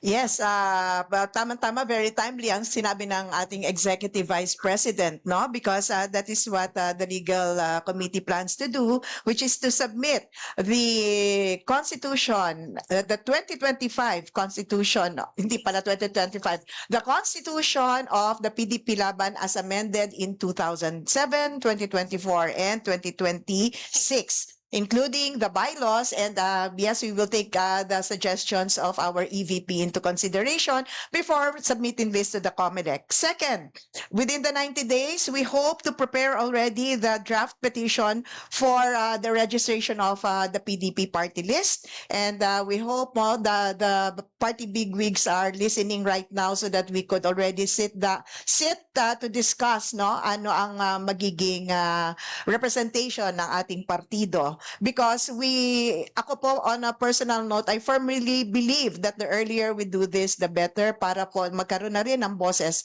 ang ating partido sa Kongreso. And thirdly, we will be already fortifying the legal team of PDP Laban, and we will work hand in hand with, hopefully with the Duterte campaign team to have a fortified and stronger legal team for 2028 para maproteksyonan ang boses at boto ng lahat ng ating miyembro dito sa ating bansa.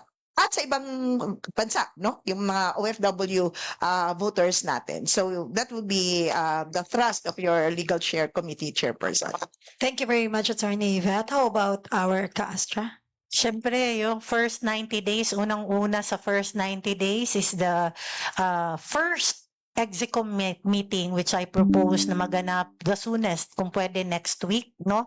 Kasi yung detalye sa lahat ng mga agreements in the National Assembly, it will now be the Executive Committee na maghahain nito. And of course, since during the National Assembly, it was declared na magkakaroon ng bagong set of officers na rin ang ating mga local council.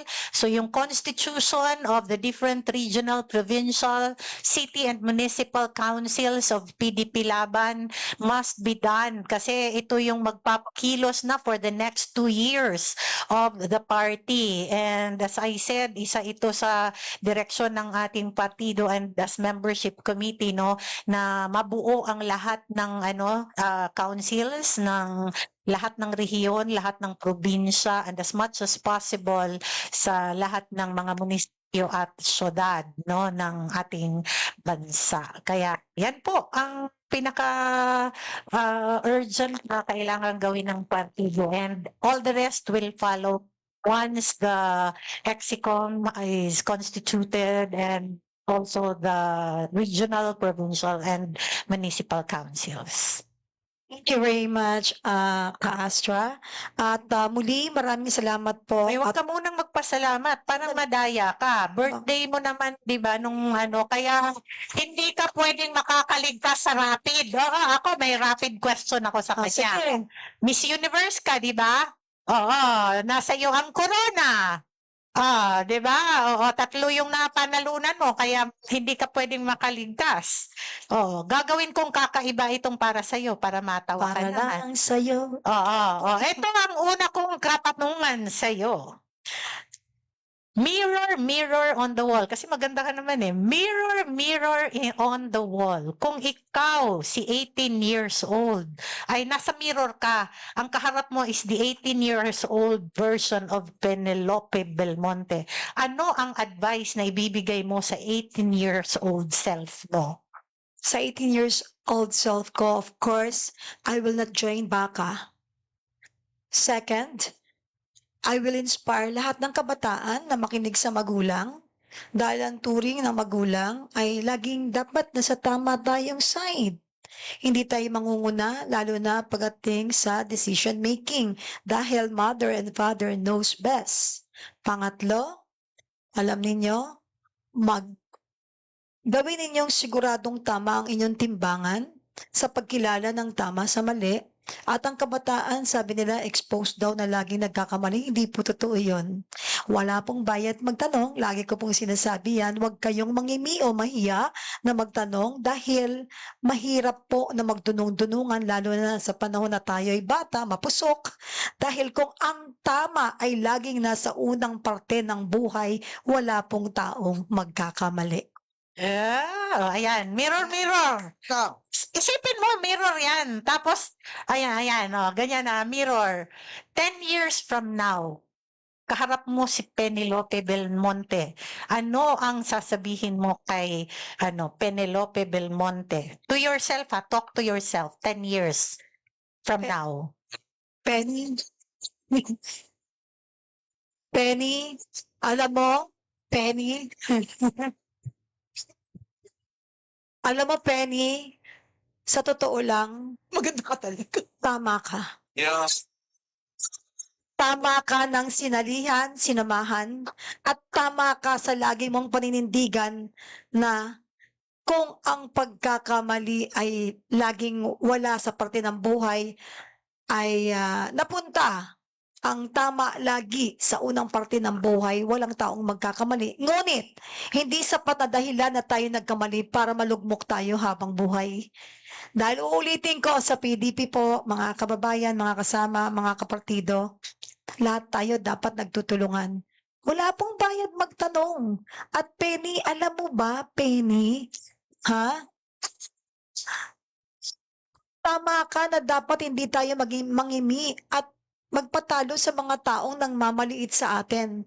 Gawin natin yan baitang ng hagdan hanggang maabot natin ng tuktok na makita natin at pakita natin sa ating mga kababayan, kayong mga nagmamaliit sa katotohanan at nagsosonangaling sa karamihan, mahiya naman po kayo. Ako naman. Teka, hindi pa ako tapos. Oo, wait Isa lang. Hindi, apat na lang to. Maliit na lang to. One word lang ito. One word. Oh, one word. Oh, One word. Umaga o gabi? Sa akin, walang oras eh. Pamili nga eh. Pinapili mo kami kanina eh. Gusto ko lagi, even if late ako, I want to start morning para mas maging mahaba pa yung oras ko. Ako na. Ito, buhaya o dragon? Buhaya o dragon? Gusto ko po ang buhaya. Bakit? Kasi po yung buhaya, alam mo, mahilig po akong mag-enhance ng mga itsura. Kukunin ko yung kanyang talim para gawin kong kutsilyo at dalhin sa lugar kung saan mas marami pang mga matatalimang ngipin at makakapal ang balat magpahanggang ngayon. Iipunin ko para pagdating ng kung ano man na pagdarahop tulad ng pagbaha, tulad ng lindol, gagawin ko po itong panghukay. Kasi matatalim po, panghukay. Para sa gayon ay talagang makuha at talagang mailigtas pa natin yung niloblob nila sa kumunoy ng kahirapan. Oh, ito naman. What Oh, question? ito. Tika lang, ito na. PDP o Love Life? PDP. Kasi ang love life, alam mo, nandyan lang yan, left and right. Nakakalat yan kahit saan. Pero ang PDP, ito isang paninindigang makatao, makabayan, at makajos. Last question. Last question. Galing kay Boy Abonda. Sex or chocolate? Well, I prefer to eat chocolate while having But, fun. pwede ako magtanong? Ano? Isa lang po. Sex or PDP? I think PDP. Baliw. You know why? You know why? Joining PDP, you can have it all. Ako. Matter of, di ba? Di ba? Ito, balik tayo uli sa lupa. Wow. Your feet on the ground. If Jesus Christ is in front of you today, what will you say to Him? Kaya naman yung tanong nyo. Biglang galing tayo sa sex. Sa sex at chocolate eh. Galing sa patawa, biglang sagita. Balik sa lupa, nilagay nyo sa langit eh. Ano pa yung, if Jesus Christ? If Jesus Christ is in front of you today, what will you say to Him? Especially on your birthday. Ating salamin. Ito si Jesus. Lord, thank you po sa buhay na binigay niyo sa akin. And I will take advantage of this life to serve more, to love more, and of course, to praise you more. Thank you for Iyak naman loving ako. us.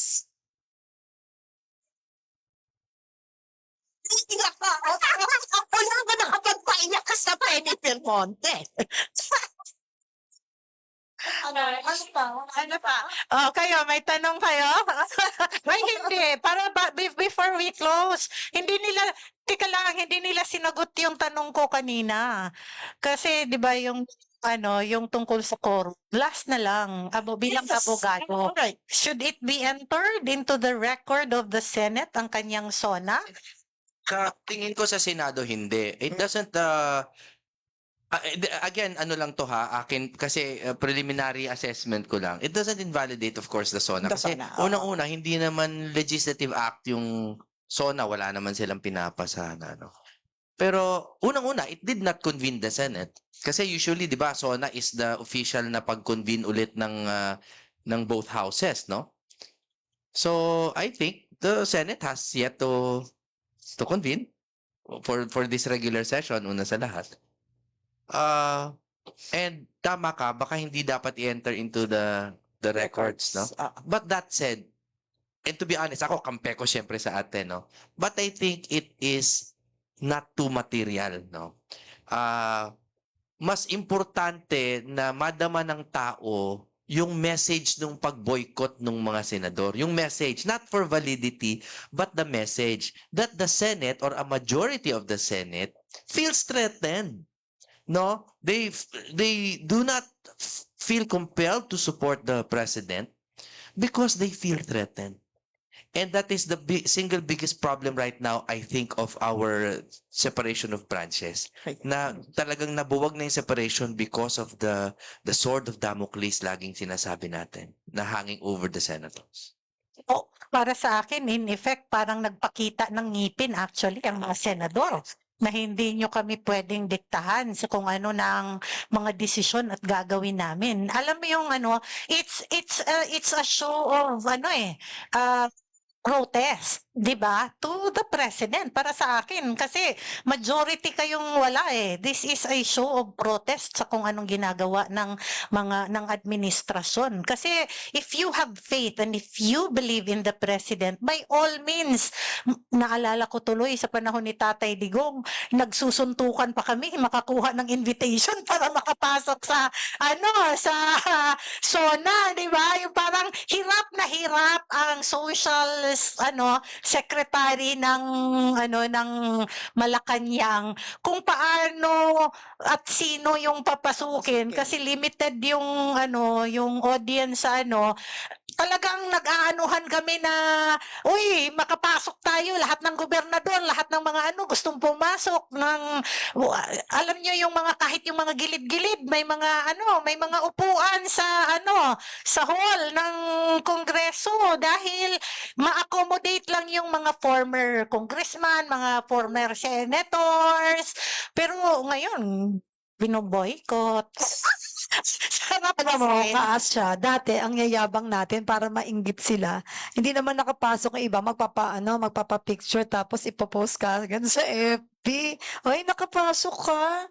Lahat tayo talaga. Tsaka yung 'di ba, sa time ni PRRD, there was also an online attendance.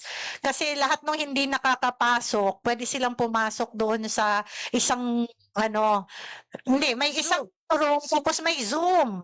May Zoom attendance of those who were invited na pwede silang tapos 'di ba pina-flash yun sa kung sinong nasa online, especially It's short, Kaasya. We're running out of time. I'm very sorry to Ay, cut teka, you. si Kaivet, baka meron Hindi, siyang kasi sabihin. ang ibig ko sabihin, ang explanation ko dyan sa sinasabi mo, kahit kung ikukwento mo yan, kulang ang 10 buwan. Ang ibig ko sabihin, Kaastra, to cut it short, ang tao noong panahon ni PRRD, proud na proud. Yes. Na ipakita sa tao kung paano siya sinusuportahan at paano na magiging masaya na makita at makasalamuha at makita ng personal si PRRD. At aside from that, proud silang magyabang sa Facebook. Gagawin nila yung cover photo and profile photo. Pero ngayon parang hindi naging maingay ang kaso ng Aling. At syempre, nais ko ring ipaalala, kasi si Tatay Digong, during his time, there was a 1-month pre-SONA report of the secretaries. So, kasi, di ba, short lang yung oras ni PRRD para magsalita. Ang ginagawa noon, every week, merong per cluster report yung mga cabinet secretaries, which I really miss, Kasi doon nilalatag ng mga cluster secretaries kung ano yung nagawang achievement for the year at ano yung serbisyo na nakarating sa mga tao. And ano yung magiging programa. Tapos may opportunity ang media, ang public, ang civic organizations to ask the secretaries tungkol doon sa mga program. So, merong pre-SONA at may SONA and merong post-SONA. So, nakakamiss talaga yung leadership ni Tatay Digong. And hopefully makakauwi na siya soon. Okay, lahat tayo excited and for sure lahat magkakaroon niya ng parang heroes welcome, for sure. Hindi tayo dapat panghinaan ng loob and alam mo, talking about PRRT, lahat tayo nagiging parang nagiging sensitibo dahil alam natin kung paano ito minanipula at talagang ginalingan nila. But sa taong nananahimik, ngunit alam ang katotohanan, hindi natin makakamtan ng tunay na hustisya. At kung kaya itong gawin sa atin pong minamahal na PRRD, mga kababayan, kayang-kaya nilang gawing lapastanganin ng paulit-ulit ang sambayan ng Pilipino. At ito po ay nangyayari na. Kung hindi nyo nadadama magpahanggang ngayon, tapikin nyo ang kaliwat kanan ng kasama ninyo. Hoy, gising. Okay? So nakita naman ninyo ang laban natin. Ang laban ng bawat isang Pilipino, lalo't dito sa PDP laban ay laban ng nating lahat. Kaya tulungan nyo kami, suportahan nyo kami. Kung kayo'y nangingiming humarap at na umuurong ang lahat ng parte ng katawan nyo sa takot, suportahan ninyo yung naninindigan na tumaharap. So maraming salamat ulit sa inyo, Attorney Jimmy. Ang atin pong bagong ABP, palakpakan naman natin. Of course, ang kapitapitagang legal chairperson ng ating nag-iisang ka-Yvette Contacto. At syempre, alam na alam natin at sinisigurado ko magte-trending na naman muli itong kaso ng alingang inilatag ni Ka-Astra Naik. Palakpakan naman natin. Mga ka-PDP, narinig ninyo ang bagong pasabog na mga bagong mga kasama ninyo na nakakuha ng mataas sa posisyon. Pangalawa ka pala kay Presidente Baste. Sunugoon. Alam niyo ang hamon sa atin ngayon, tulad ng akin po sinabi kanina, usaping trabaho, usaping presyo at serbisyo. At ang sagot ng PDP, gawa, hindi lang salita. Muli ako po si Penny Belmonte, ang inyong pong director, host at ang bago ninyong PDP National Vice President for NCR. Kasama ang buong team, nangangako kami. Ay, wag pala tayo mangangako. Kasi ang daming pangako sa kaso ng alingan eh. Di ba? Pero, sabi ko sa inyo, kasama ang ating buong team ng PDP, kami po ay magbibigay handog pagdating sa usaping serbisyo muna bago politika. Mag-comment kayo kasi. Hindi kayo nanunood lang. Tingin kayo ng tingin, pumindot kayo dyan. Ang page ay bukas 24/7. Pwede po kayong lumapit at tumulog sa ating mga kinatawan ng PDP sa inyong lugar. Ano yung mga gusto ninyong gawin ng PDP sa lugar ninyo? At ang masasabi ko sa ating lahat, walang susuko laban dahil ang ating paglaban at paninindigan sa katotohanan ay laban po ng ating mga susunod na henerasyon at hindi natin dapat to ikibit-balikat o pabayaan lamang. Uli, maraming salamat po sa inyong lahat. Mabuhay ang may tapang at malasakit! Mabuhay! Mabuhay ang PDP! Mabuhay! Daghang salamat po sa inyong lahat. Okay, yung Happy birthday pala kayong kakantahan. Happy birthday to you. Happy birthday, happy birthday, happy birthday to you. Mag-video naman tayo sa lahat ngayon. Happy birthday kay Senator Marcoleta. Para Hindi natin si Senator Alam mo, Senator Marcoleta, ang inyo pong pinamalas na tunay na malasakit kahit hindi nagsasalita, kahit nasa kulungan, daman-dama po ng sambayan ng Pilipino at ito po hindi namin palalagpasin, hindi namin pababayaan ang handog ninyo sa bayan. Salamat po sa inyong pagmamahal. Bibisita po kami sa inyo. Oo, I think- Naging abala lang tayo sa assembly, no? Kaya tapos na yung assembly. But I think we should offer a formal message to Senator Marcoleta. Alam niyo po, hindi lang po bilang bagong halal na EVP ng PDP, ngunit bilang isa pong tao at mamamayan. Gusto ko lang po parating kay Senator Marcoleta yung taus-puso kong pasasalamat sa kanyang kabayanihan. Alam niyo po, yung nangyayari ngayon kay Senator Marcoleta, given another time, siguro ito na po yung laman ng balita. Dapat ito na yung pinakakarumal-dumal na maaari nating pwedeng gawin sa isang tao. Ngunit sa dami po ng kabaluktutan na nangyayari sa ating pamahalaan ngayon, halos hindi na pag-uusapan. Senator Marcoleta, maligayang kaarawan po. Gusto kong malaman ninyo na marami sa amin ang hindi nakakalimutan itong paghihirap na pinagdadaanan nyo ngayon. Mabigat po yan. Mabigat po yung pinagdadaanan nyo at sanay po kami na kayo ang lumalaban para sa amin. Kaya po hirap na hirap kami ngayon. Hindi namin malaman kung paano naman namin ikaw ipaglalaban. Pero rest assured na lahat kami naghahanap ng paraan para po magkaisa at ipaglaban po kayo. Dahil alam namin ang ginagawa sa inyo ay isang political persecution. At hindi po namin ito palalagpasin. Bigyan nyo kami ng konting panahon para lang ipaglaban kayo. For now, happy birthday, God bless you, mahal ka namin at lagi kaming susuporta sa iyo. Kape, We love you, Senator. as a birthday gift, I'd like to request ka, Astra, to lead us in prayer, no? For a blessing para kay Senator please. Marcoleta. Yes, Kahit please. maigsi nga, prayer lang po na blessing on his birthday. Father, hindi man kami magkapareho ng paniniwala or religious group ni Senator Marcoleta, but we here right now in the Kapihan sa PDP Laban, we join together our faith. We are here to ask for your blessings. We pray, Father God, that you will comfort him sa mga oras na siya ay nag-iisa sa kanyang selda, O Diyos.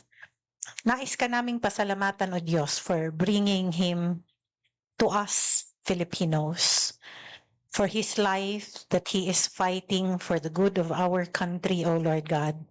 We would like to thank you. And we believe, Lord, that you will honor his heart, his motive, and his vision for our country. Father, for every injustice, Lord, that he has faced, we know that you are the God of justice. And you will bring, Lord, victory in his life, and you will bring comfort to his family. Father, right now, as we honor your name, we would like also to ask for your grace and your mercy and for your justice, Lord, to be upon him. Let every effort, let everything that he has done, the sacrifices that he did for this country, Lord, be multiplied in goodness, be multiplied in faith, O Lord God. Father, we pray for his freedom, O Lord God, because we believe, Lord, that he has a lot of things to do for our country that he cannot do while he is still in the cell. So Lord, right now, we declare blessings upon his life. We declare freedom. We declare justice, O Lord God. And for every person, O Lord God, who thought evil against him, let it be returned to them, O Lord God. Because you know, O Lord, the motives of every heart. And you have said, O Lord God, that it is according to the motives of the heart of men that you will judge us. And so right now, we declare, Lord, freedom, and we declare, Father God, na very soon makakasama namin siyang muli. Makakapagsalita siya, magpaglalaban niya ang kinabukasan ng bansang Pilipinas. Thank you. We pray and give honor to the name of Jesus. Amen. Amen. Vengeance is mine, says the Lord. Thank you very much and that will be all. Sa lahat po ng mga nandito para makaayos po, nakikiusap po kami na lumabas na po muna tayo. May bago po Sa harap ng Diyos, kami tumatayo.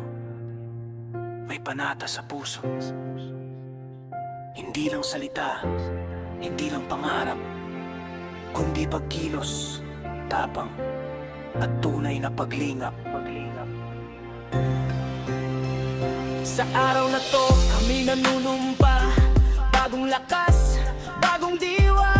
PDP Laban, ang aming gabay. Sa laban para sa bayan, kami handang ialay. Rodrigo Duterte ang tumindig, may kamay. kamay na bakal. Hindi para manakot kundi ay magayos ng bayan. Disiplina, kaayusan, tabang na totoo para sa Pilipinas na maunlad at payapa ang puso. Tatay Digong, hindi ka perpekto pero may paninindigan. Batas ay batas, walang kinatatakutan. Para sa mahirap, para sa masa, serbisyong tapat ang aming sandalan. Ng grasya at karapatang pantao, federalismo, lakas ng bawat rehiyon. Nasyonalismo, sariling atin ang uunahin. Hustisyang panlipunan, kahirapan ay lalabanin. Walang gagawa nito, indikasyon malinaw. Kung hindi tayo lalaban at na tayo sino? Kung palalagpasin mo ang pagkakataon ngayon, anak mo ang magdurusa sa susunod na panahon. Kaya ngayon pa lang, bumilos na tayo para sa kinabukasan. Hindi puro salita lang to.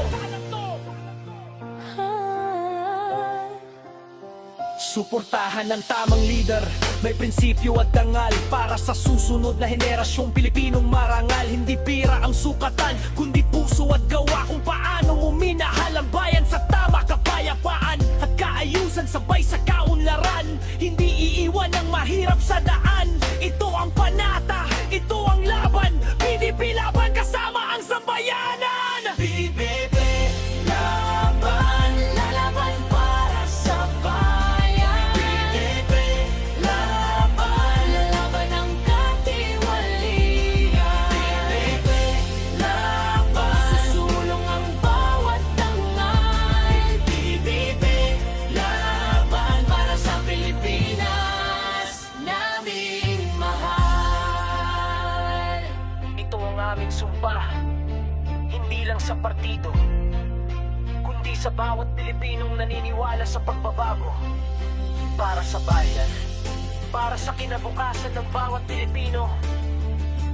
PDP laban, lalaban ang tulong.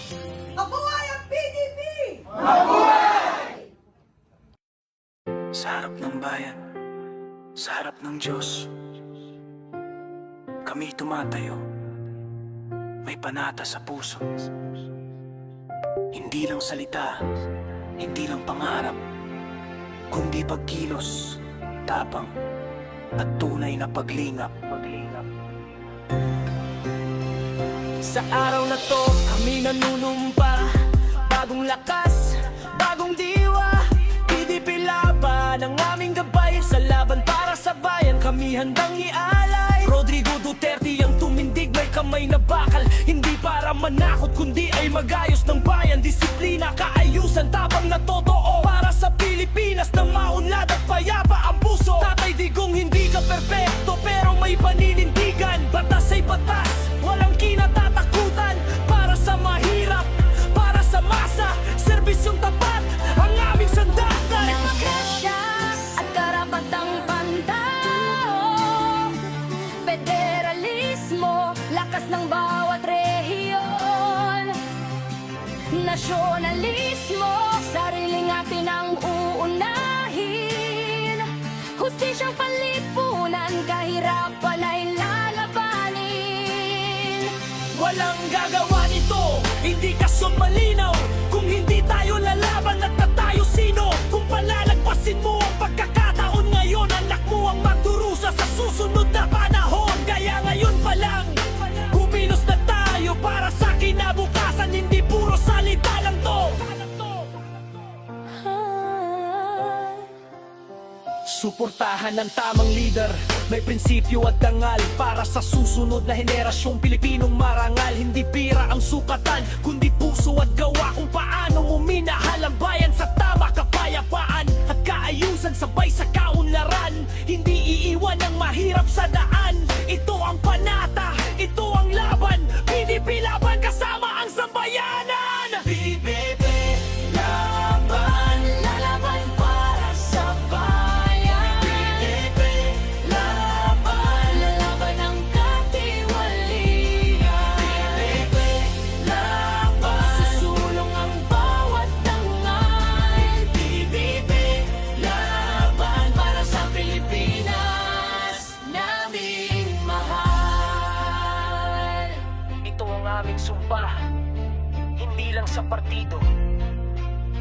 sa bawat Pilipinong naniniwala sa pagbabago. Para sa bayan, para sa kinabukasan ng bawat Pilipino.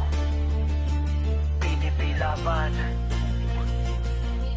lalaban hanggang dulo.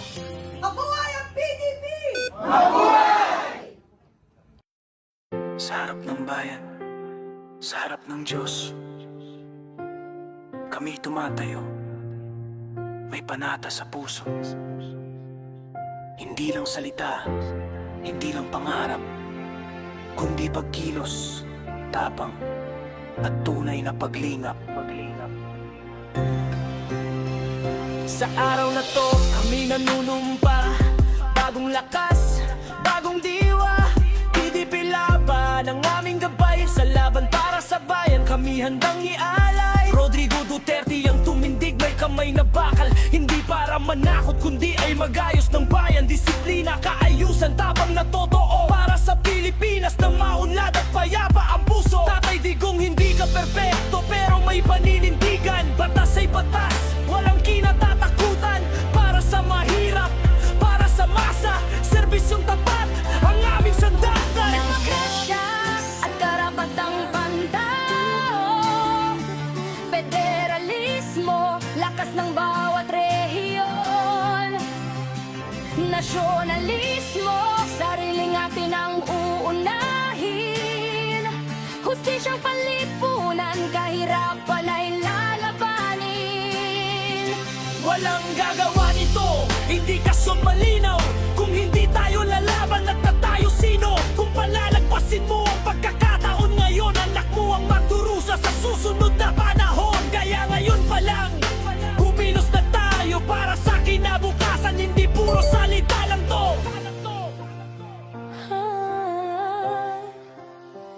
Suportahan ng tamang leader, may prinsipyo at dangal. Para sa susunod na henerasyong Pilipinong marangal. Hindi pira ang sukatan, kundi puso at gawa. Kung paano mo minahal ang bayan sa tama, kapayapaan at kaayusan, sabay sa kaunlaran. Hindi iiwan ang mahirap sa daan. Ito ang panata, ito ang laban. PDP laban, kasama ang sambayanan. PDP laban, lalaban para sa bayan. PDP laban, lalaban ang katiwalian. PDP laban, susulong ang bawat tangal. PDP laban para sa Pilipinas naming mahal. Ito ang aming sumpa, hindi lang sa partido, kundi sa bawat Pilipinong naniniwala sa pagbabago. Para sa bayan, para sa kinabukasan ng bawat Pilipino. PDP laban, lalaban hanggang dulo.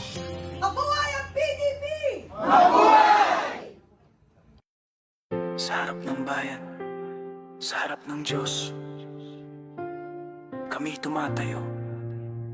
May panata sa puso. Hindi lang salita, hindi lang pangarap, kundi pagkilos, tapang, at tunay na paglingap. Sa araw na to, kami nanunumpa. Bagong lakas, bagong diwa.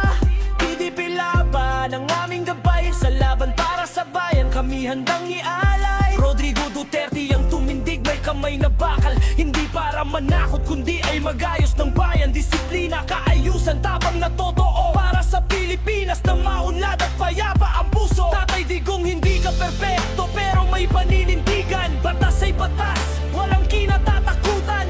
Para sa mahirap, para sa masa, serbisyong tapat, ang aming sandalan. Ng grasya at karapatang pantao, federalismo, lakas ng bawat rehiyon.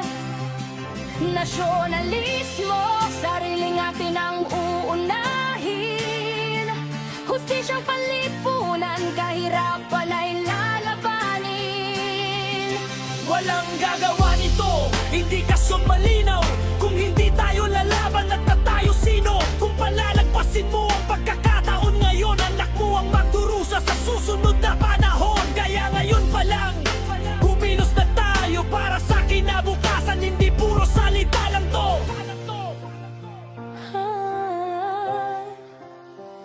Suportahan ng tamang leader, may prinsipyo at dangal para sa susunod na henerasyong Pilipinong marangal. Hindi pira ang sukatan, kundi puso at gawa kung paano mo minahal ang bayan sa tama, kapayapaan at kaayusan sabay sa kaunlaran. Hindi iiwan ang mahirap sa daan. Ito ang panata, ito ang laban. PDP laban kasama ang sambayanan. PDP laban, lalaban para sa bayan. PDP laban, lalaban ang katiwalian.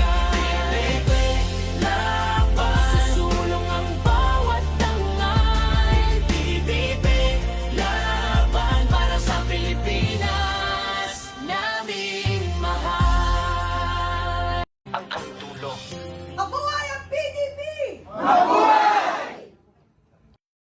Sa harap ng bayan, sa harap ng Diyos, kami tumatayo, may panata sa puso. Hindi lang salita, hindi lang pangarap, kundi pagkilos, tapang, at tunay na paglingap. Sa araw na to, kami nanunumpa. Bagong lakas, bagong diwa. PDP laban, ang aming gabay. Sa laban para sa bayan, kami handang ialay. Rodrigo Duterte ang tumindig, may kamay na bakal. Hindi para manakot, kundi ay magayos ng bayan. Karapatang pantao, federalismo, lakas ng bawat rehiyon. Nasyonalismo, sariling atin ang uunahin. Hustisyang panlipunan, kahirapan ay lalabanin. Walang gagawa nito, hindi kason malinaw. Kung hindi tayo lalaban at na tayo sino? Kung palalagpasin mo ang pagkakataon ngayon, anak mo ang magdurusa sa susunod na panahon. Kaya ngayon pa lang, kumilos na tayo para sa kinabukasan. Hindi puro salita lang to. Suportahan ng tamang leader, may prinsipyo at dangal para sa susunod na henerasyong Pilipinong marangal. Hindi pira ang sukatan, kundi